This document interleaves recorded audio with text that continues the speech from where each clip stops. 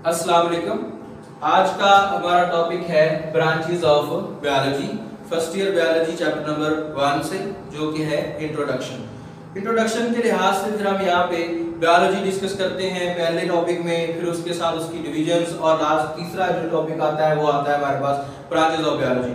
Branches of biology वो branches हैं biology की जिसमें इसको डिवाइड किया जाता है डिफरेंट टाइप्स ऑफ नॉलेज के लिहाज से। मतलब जिस चीज की स्टडी करनी है उसी चीज का जो नॉलेज है उसके मुताबिक ब्रांच का नाम रखा जाता है, और उसमें सिर्फ उसी चीज को डिस्कस किया जाता है स्पेसिफिकली, बाकियों को छोड़ के।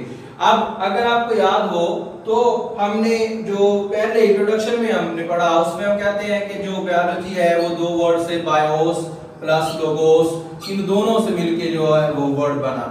अब बायोस का मीनिंग हमने लिया था लाइफ, और जिसमें लाइफ पाई जाती है उसको हम कहते हैं लिविंग ऑर्गेनिजम्स। अब इतनी बात हमने पहले चैप्टर में काफी डिटेल से डिस्कस कर ली। इसमें से जो चीज हमने समझने के लिए लेनी वो लोगोस है।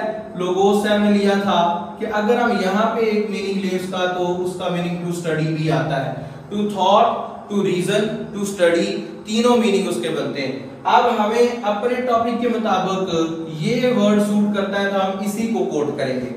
अब इसको कोट करते हुए जब हम देखें तो पहली अगर हम ब्रांच डिस्कस करें तो उसका नाम पहले आएगा, और उस नाम के साथ यही लोगोस से ड्राइव जो वर्ड होगा लॉजी, वो लिखा जाएगा। अब सिंपल डिफाइन आपको करते हुए आसानी रहेगी कि हर एक ब्रांच रादर देन और एक्सेप्ट 3 और 4 ब्रांचेस जो डिफरेंट नेम वाली हैं उनके अलावा बाकी सब में लास्ट पे लॉजी वर्ड यूज करना है, जिसका मीनिंग है टू स्टडी या स्टडी ऑफ, और पीछे जो नाम लिखा गया होगा उसी की वो स्टडी होगी, उसका नेम आपको आना चाहिए। जैसे कि यहाँ पे फिजियोलॉजी है। अब फिजियोलॉजी में अगर हम डिस्कस करें तो फिजियोलॉजी या फिजिक्स या फिजिकल जो है वो तबई मुज़ाहिर को कहते हैं, या तबई मुज़ाहिर से अब हम कहेंगे हमारे अंदर बॉडी के अंदर नजर आने वाले ऑर्गन्स और उनका काम।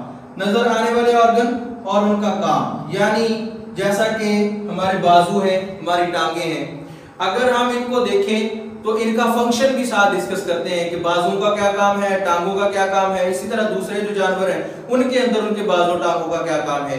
तो इस लिहाज से जो फिजिकल ऑर्गन्स हैं उनकी स्टडी और उनके जो फंक्शंस हैं उनके फिजिकल पार्ट्स के, वो आएगा फिजियोलॉजी में। ठीक है, तो फिजियो वर्ड फिजिकल से, तबई से, ज़ाहिरी से, नजर आने वाले से, लॉजी स्टडी को कहते हैं। तो इसमें हम क्या कहेंगे, इसमें हम सिंपली कहेंगे दिस ब्रांच ऑफ बायोलॉजी, ये जो ब्रांच है बायोलॉजी की वो डील करती है किसके साथ, branch of biology which deals with the study of। अब ये जो वर्ड मैं पहले यूज कर रहा हूँ, पहली लाइन यूज करता हूँ, the branch of this branch of biology which deals with, इतना सा जो है पूरे का पूरा स्टेटमेंट जो इतनी है, ये आप तमाम ब्रांचेस के स्टार्ट में लगा सकते हैं। आप उसके स्टार्ट में सबके साथ सिर्फ इतना ही लिखेंगे, अगला जो ब्रांच होगी उसका आप ऐड करते जाएंगे।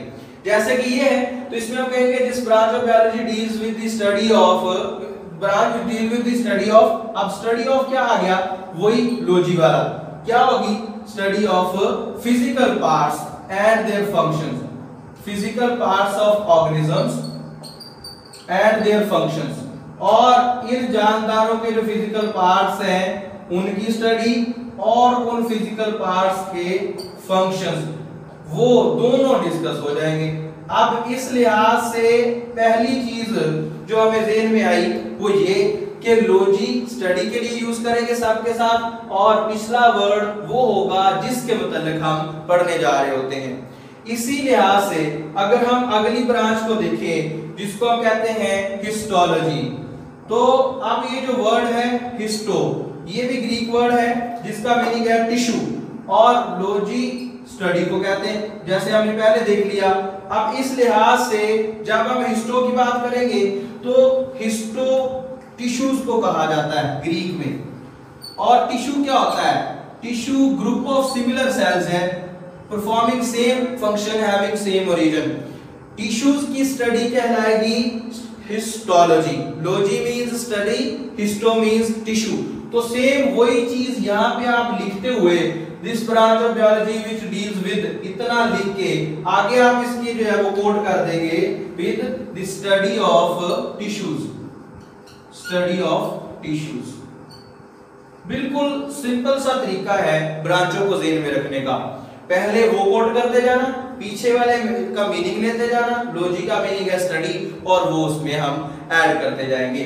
अब इस लिहाज से जब हम हिस्टोलॉजी डिस्कस करते हैं और हम कहते हैं स्टडी ऑफ टिश्यू है, तो हमें एक चीज और डिस्कस करनी पड़ती है, वो है कि व्हाट इज टिश्यू।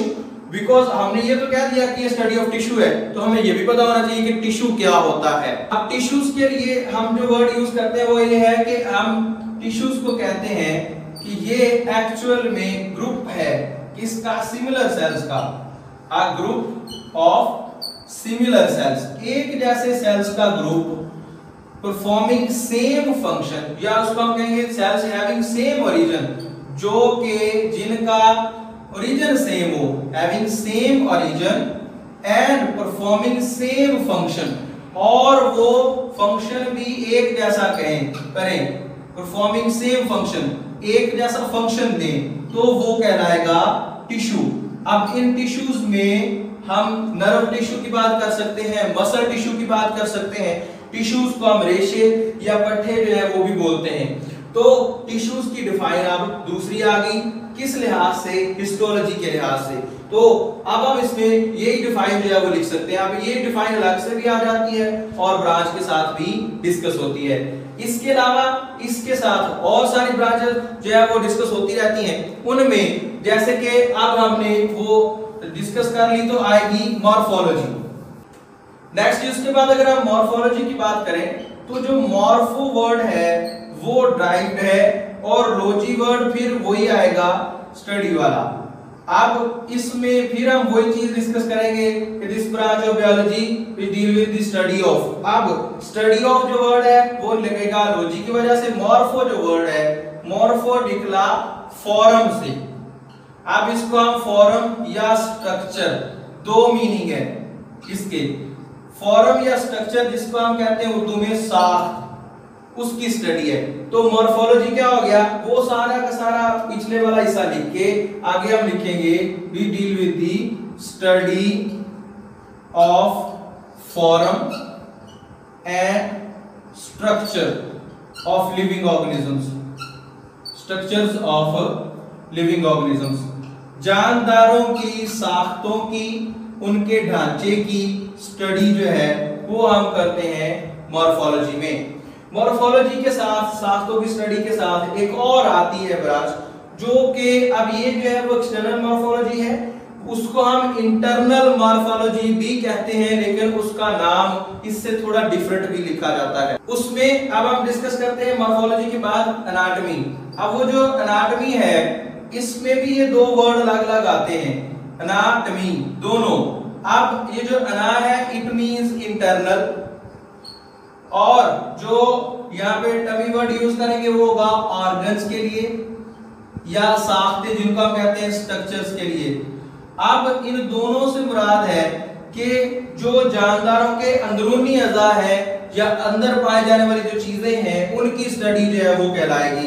तो अब एनाटॉमी जो है उसके लिए हम जो डिफाइन यूज करेंगे वो वही सारा कुछ लिख के तो लिखेंगे it is the study of internal structures, internal organs or structures of living organisms.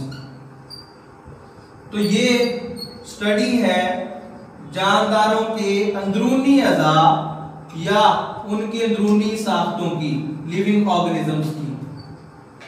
ठीक, अब ये दोनों एक दूसरे से मिलती जुलती हैं। ये एक्सटर्नल मॉर्फोलॉजी है और इसका दूसरा नाम हम इंटरनल मॉर्फोलॉजी भी डिस्कस करते हैं। अब अगली आती है जिसमें हम डिस्कस करते हैं जेनेटिक्स।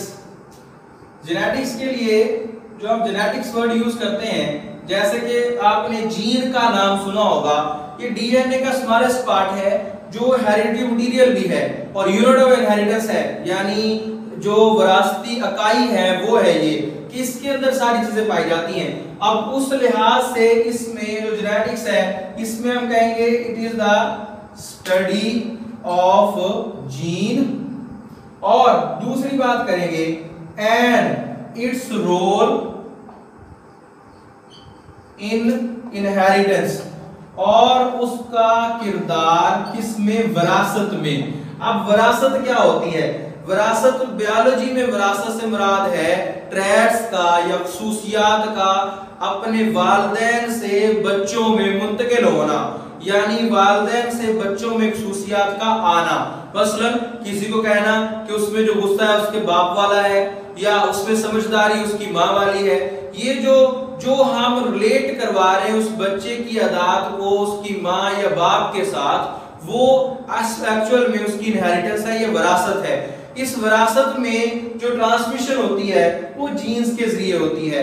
तो अब उसी तरह अब इसके साथ फिर हम इनहेरिटेंस का जो मीनिंग है वो भी लिखते हैं ताकि ज़हन में रहे कि इनहेरिटेंस होती क्या है।